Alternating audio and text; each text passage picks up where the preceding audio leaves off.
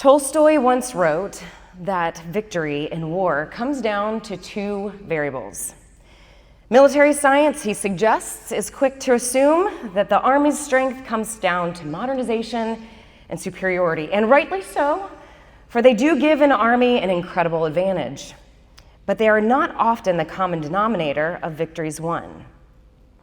We study the genius of leaders in professional military education, inspired by the brilliance and courage of leaders like Alexander the Great, Napoleon, President Dwight Eisenhower during World War II, and Sun Tzu's The Art of War. But we equally have learned to study their limitations when they got it wrong. So where does that leave us?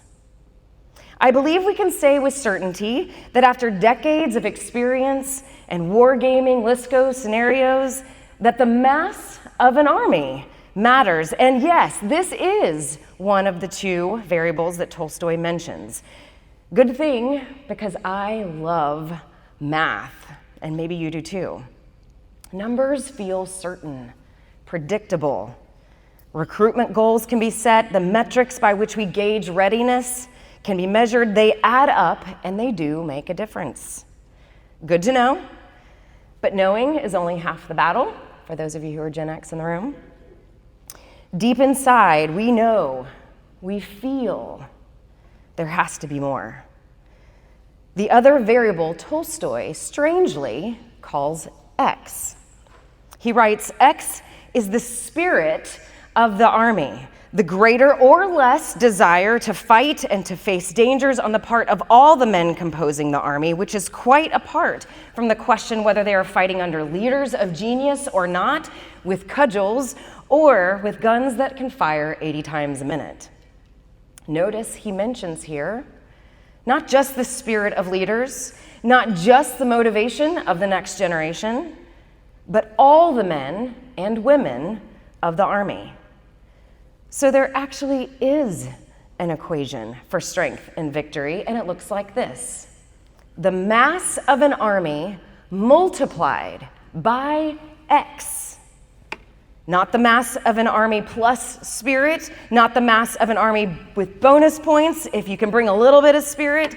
The mass of an army multiplied by X. It literally transforms whatever the army brings to the fight. What a strange name for the spirit of the warfighter. And yet, how do you name something that can't even be measured? People have tried.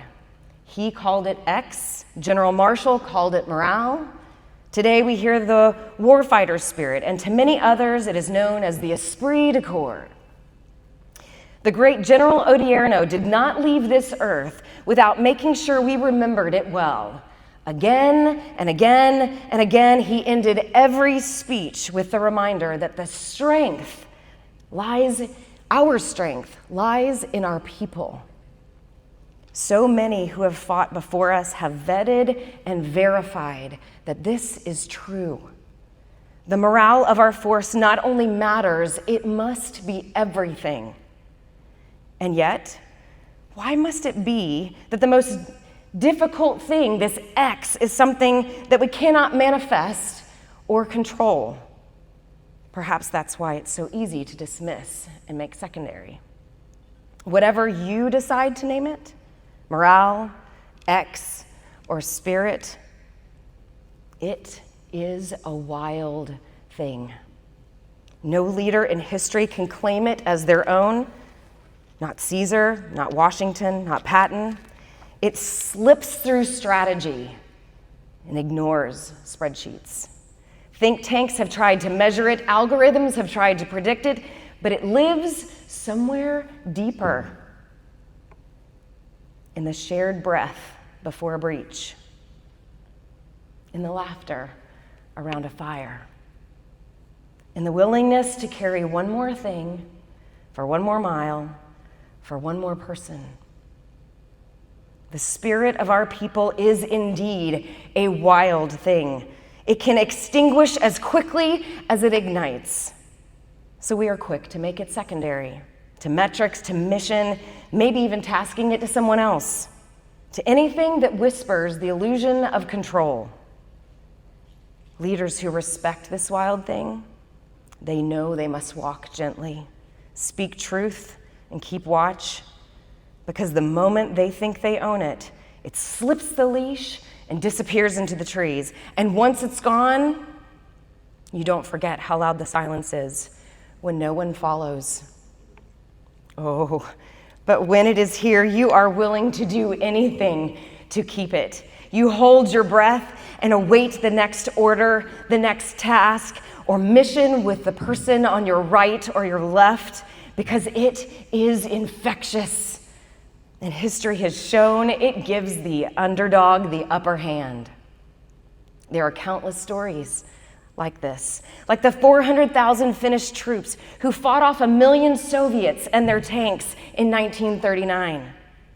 Or the 52 men of Red Platoon who in 2010 took back Kop Keating and defeated almost 400 Taliban insurgents under the leadership of 2 lieutenants, Andrew Bunderman and Jordan Bellamy. The Battle of Kop Keating, or what many of you might remember from the movie The Outpost, was our first assignment and my first experience with the wild thing. It spread like wildfire through our squadron, across the ocean, and into the homes of our families, breathing life into our exhausted bones, hope into grief, and turning sadness into dancing, literal dancing. At the end of a deployment military ball that will go down in our history as the best night of our life with the best people we have ever known.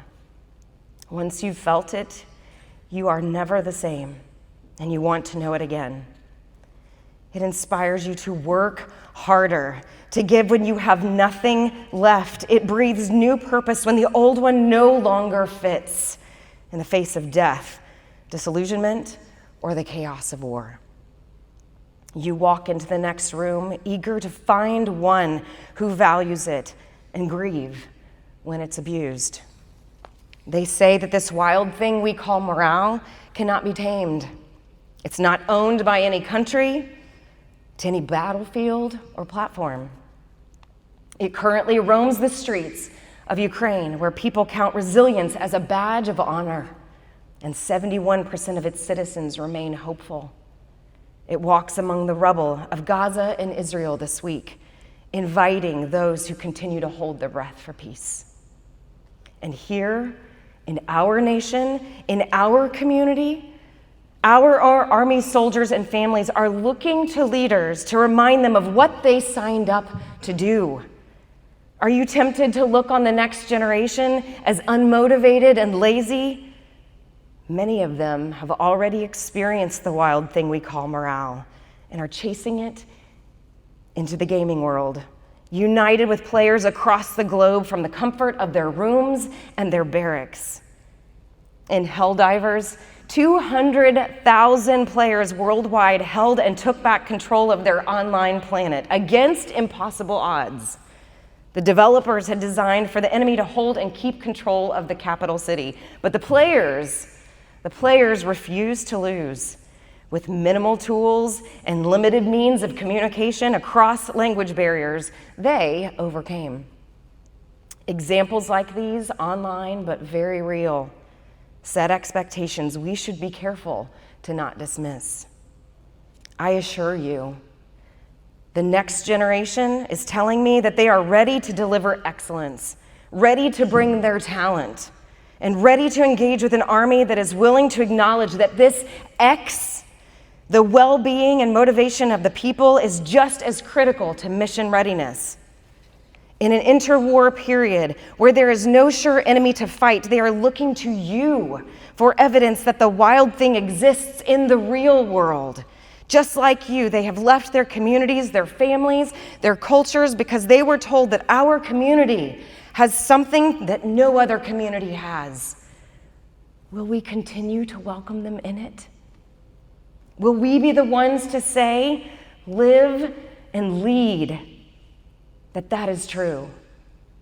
Or will we share stories that the wild thing once roamed our streets and fueled our missions, but leave the next generation to find it on their own like a middle school snipe hunt?